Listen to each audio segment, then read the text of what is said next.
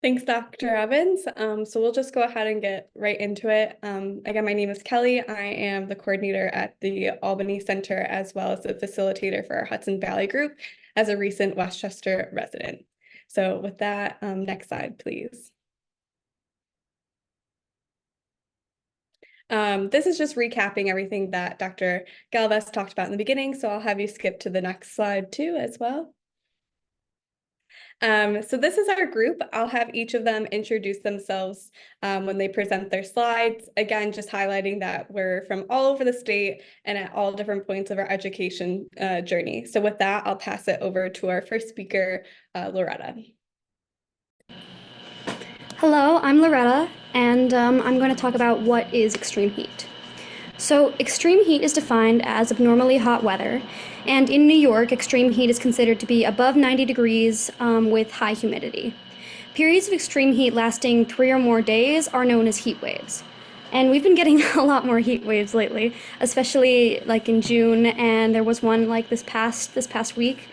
So it's been getting worse lately, and it's one of the leading causes of death among other hazardous weather events in the United States, and it is severely affecting the health and well-being of New Yorkers across the state and even the country.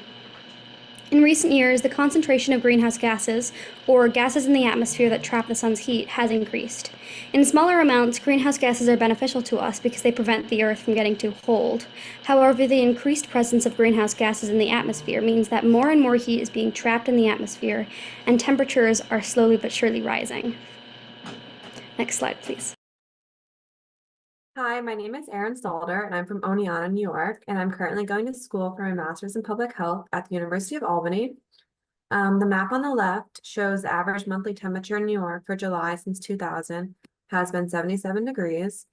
The average daily maximum temperature for July since 2000 has been 84.8 degrees, and we well exceeded average temperatures this year. And then you can see the map on the right shows the heat alert in the lower Hudson on June 18th, 2024. According to local news sources, many schools had to cancel either class or dismiss early in the lower Hudson and Metro New York area. With most recently, last week, the National Weather Service extended the heat advisory from Monday to Wednesday. With the conclusion of the third documented heat wave last week, the National Weather Service says July 2024 is aiming to be one of the hottest months on record. In addition, the heat warning issued many individuals living in the lower Hudson region have to worry about air quality. With many more days of heat and poor air quality, it is important to consider how its impacts occur unevenly across communities and are worsened by socioeconomic, environmental, age, and health-related conditions. Vulnerable groups affected by poor air quality days and extreme heat include children. Next slide, please. My name is Sherry. I'm a second year medical student at New York Medical College, and I'll be talking about the so what. We've all touched on this a little bit, but I'm just going to talk a little bit more specifically in the Hudson Valley region about the pediatric health impacts of extreme heat. So as we've discussed, children are extremely vulnerable to extreme heat, and schools and homes without air conditioning or proper ventilation pose a huge risk to the health of children. It may be too hot in school to concentrate, especially during exams, and it may be too hot to spend time outside of the school building, which poses an issue, especially for children with asthma. And outside, you might run into artificial turf, which absorbs more heat than natural grass does, making it feel about 10 degrees hotter than it otherwise would. And children are also very bad at taking water breaks in general.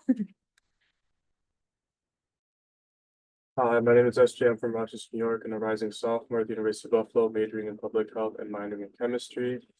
So a bit of a personal experience. I'm a childcare worker, and I work usually when I'm in my breaks back from school up in Rochester. And this is the school that I usually work at. So I remember the last week of school, there was a huge heat wave, and our school district has no air conditioning. So I remember the cafeteria where our program is held reached 92 degrees Fahrenheit. And due to the temperature, we couldn't take them to the gym. We couldn't go outside. It was way too hot to do anything. And on top of this, our school district implemented half days the entire week. So our program is usually from 3 p.m. to 6 p.m., but we had to go from 11 a.m. to 6 p.m. this time. And that just made it a whole lot challenging in terms of staffing and parents having to be picking up their kids early and with coming home from work early. So all we could do really was just play board games, draw, and hope the fans cooled us off enough. Next slide, please. Hi, my name's Spencer Hammond. I am from Westchester, New York, and I am a rising sophomore at Mamaroneck High School. Um, I've had many personal experiences, this new extreme heat. At my school, there were multiple days throughout the year where sports practices were canceled due to the extreme heat. I was on the football team, and all our practices were moved to night, and we were not allowed to wear pads. Um, it also affected us during my lacrosse playoff run. We could only do walkthroughs because it was too hot to do like full speed practices. And many people almost passed out, and some people would have to sit out practices due to the heat. Next slide, please. Hi, my name's Emma Polinsky, and I'm from Long Island, New York, and I'm going to be a junior at Huntington High School this year. So, what now?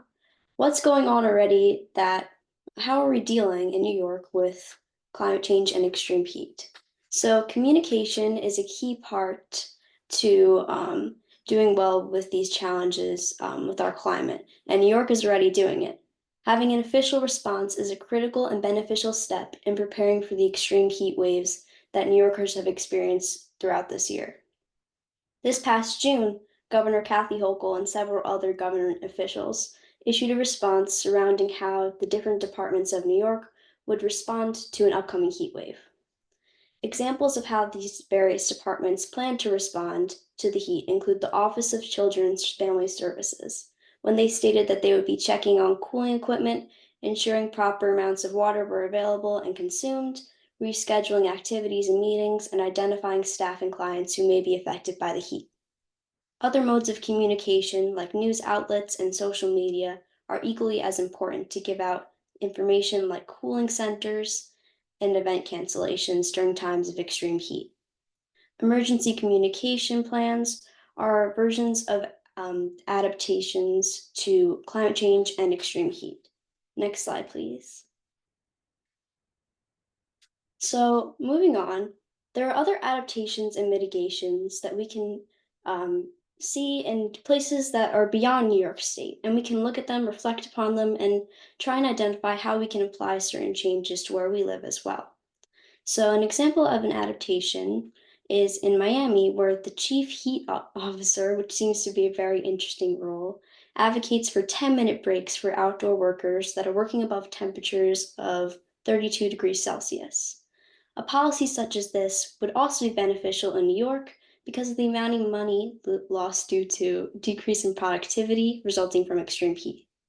In 2020, the loss of labor as a result of heat exposure cost the economy about $100 billion, and this figure is projected to grow to $500 billion annually by the year 2050. Small changes can go a long way, so considering changes such as these and adapting them to different work fields throughout New York could save the government a lot of money and also ensure safety of many. An example of a mitigation that is in a place beyond New York State is that in New Jersey, they were the first state to require teaching students about climate change in 2020. Educating kids about pressing environmental issues is important so that they know how to stay safe or even contribute to making their communities safer. Next slide. Hi, my name is Amanda. I'm from Wappingers Falls, New York, and I'm a rising sophomore at Johns Hopkins University majoring in molecular and cellular biology. So, what is solar energy? Solar energy is any type of energy generated by the sun. Solar energy works by converting energy from the sun into power. Mitigation and adaptation efforts.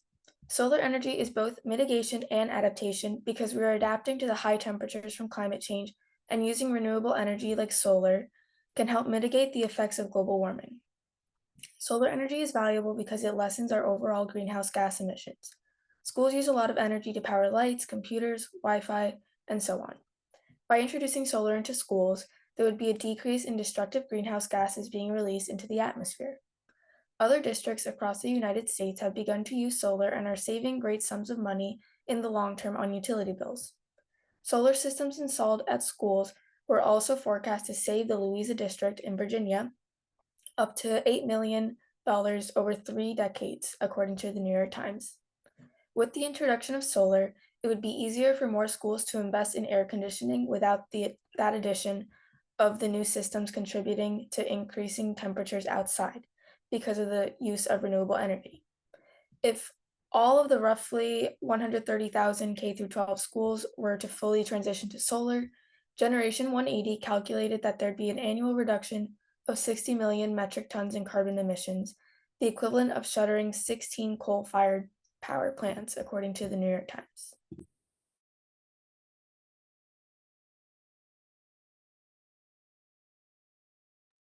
So in summary, just kind of closing the loop, climate change and extreme heat have a massive impact on children's health. So what extreme heat is problematic to vulnerable groups like children, and now what various methods like education on climate change in schools or utilizing renewable energy or any of the other recommendations the groups previously have said are all solutions for creating a healthier future.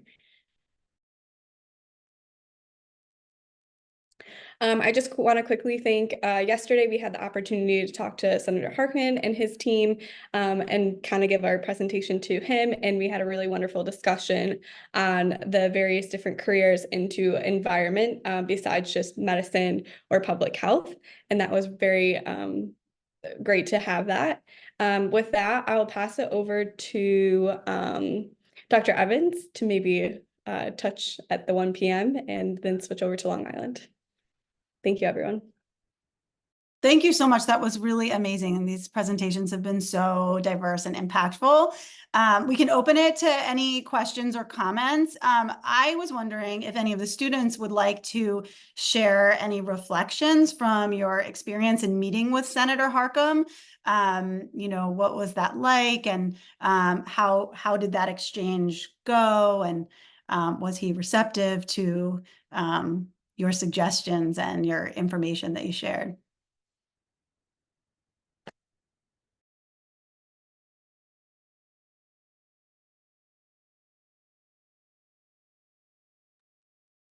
Erin, because I can see you, I'm going to just pick on you. Did you maybe want to reflect on how yesterday went?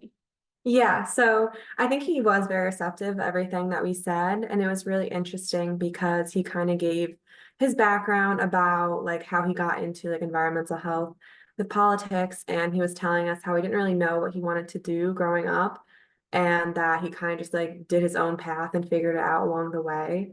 So that was really nice to hear, and he was like, you don't have to have everything figured out right now, like you can figure it out as you go. So it was a really, really great meeting with him. Yeah, and I'll just, oh, sorry. I was just going to add, we do have such a diverse group of students. So some are able to vote for the first time, as well as we have some high schoolers who aren't able to vote, but there's so many different opportunities for you to get your voice to be heard at various different age levels and education levels. So that was really great to be able to connect that way. I do see a question from Dana. Yes, I think it's Assemblymember Levenberg has raised their hand. Would you like to? Hi. Hi, yeah, I just wanted, hi, I'm so sorry that I had to join late, but, and I'm in the car driving, but I just wanted to say that I thought I got to see the Hudson Valley presentation, or hear the Hudson Valley presentation, which is so great.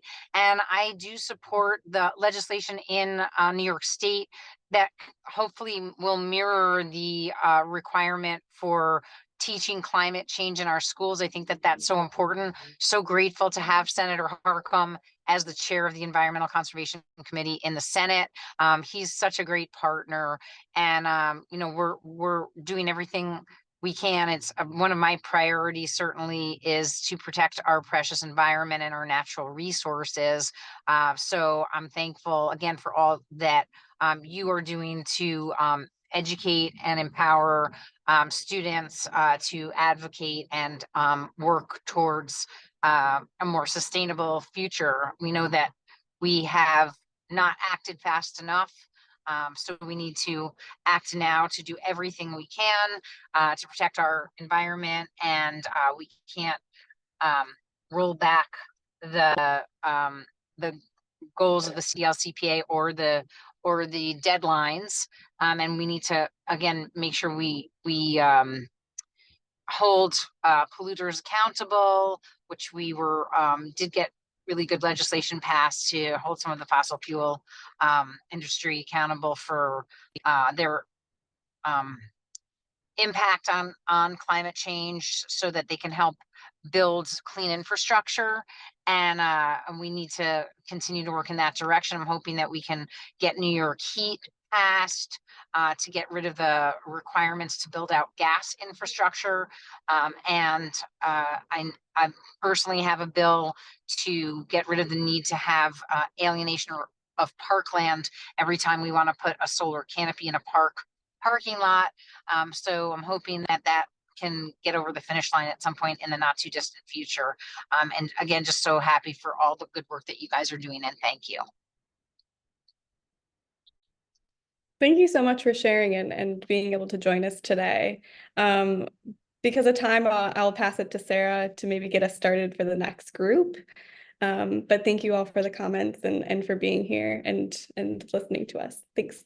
Yes, thank you. Thank you, Assemblymember Levenberg, for those really valuable and inspiring comments. It's so, from our side, it's so encouraging to hear, that there is support on the legislative side and across the state. And I think, again, I think someone touched on voting, and many of the students in this program are not yet of voting age, but I think it just highlights the importance of voting and helping to get out the vote for representatives who really support programs and policies that will protect vulnerable communities from the climate crisis.